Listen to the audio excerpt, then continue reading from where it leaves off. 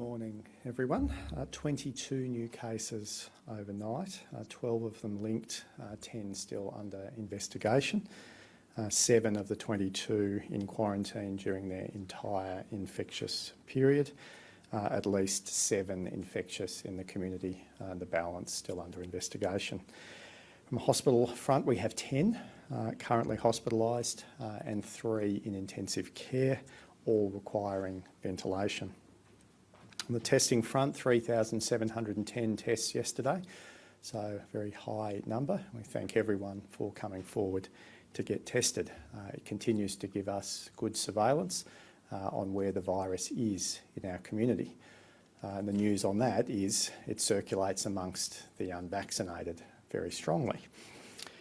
If you have any symptoms, it is essential that you get tested as soon as possible. If you delay getting tested, every day has a big impact, not just on the number of other people that you can be infecting at that time, but also every day you delay being tested has a big impact on how you as a patient can be treated, especially if you're not vaccinated. The longer you wait to get tested and diagnosed, the less available treatments there are for you. There are some COVID-19 treatments that need to be administered within 5 days of an individual experiencing symptoms in order for them to be fully effective.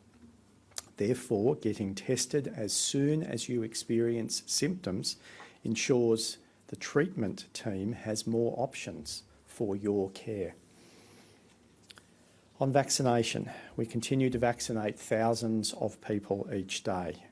We have about 45,000 first doses still to go and 145,000 second doses still to do. So the advice is if you are currently booked in, but waiting and have an appointment that's several weeks in advance, it is worth looking online on the ACT Government My Digital Health Record website and on the Commonwealth Government Vaccination website to see if an earlier booking might be available. We do often see earlier bookings pop up in our clinics, and also pharmacists and GPs have earlier bookings available. I've seen posts on social media from particular pharmacists in the ACT saying they have 7 or 8 appointments available in the next few hours if people want to come forward. So I'd strongly advise anyone who has either yet to get vaccinated or has a booking that is weeks in advance to look around. It is highly likely that you will get an earlier appointment. And we want as many people as possible to have had at least a first dose of a vaccine before the lockdown ends on 15 October.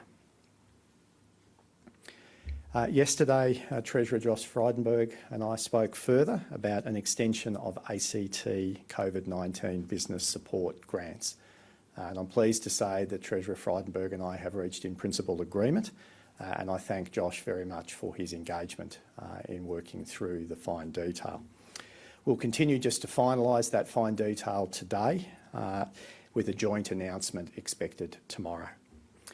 Treasurer Frydenberg has also responded to my request yesterday to provide some further clarity on the future of the COVID disaster payments, and the Commonwealth Government has made an announcement. It has been extensively reported this morning. The gradual tapering of the disaster payments aligns with the ACT's pathway forward that I released on Monday. So for those who've joined late, a quick summary recap: 22 new cases, 12 of them linked, 10 still under investigation. Only 7 of the 22 in quarantine during their entire infectious period. And one of the factors that is driving this is people not coming forward to get tested as soon as they have symptoms. And I repeat that reminder that in delaying getting tested, not only are you infectious in the community for longer, but you're also impacting on the available treatments for you. And COVID is a terrible disease. I've not met anyone who's had it who says that they want it or that it was a pleasant experience. So please come forward for testing as soon as you have symptoms. that helps protect you and the community. 7 were entirely infectious in their time, and that's not great of today's 22. 10 currently hospitalised and 3 people in intensive care, all requiring ventilation. And we again thank the wonderful teams in the intensive care units, all of the staff who are working so hard to provide such high quality care to those individuals, and our thoughts are again with the family and friends of those people.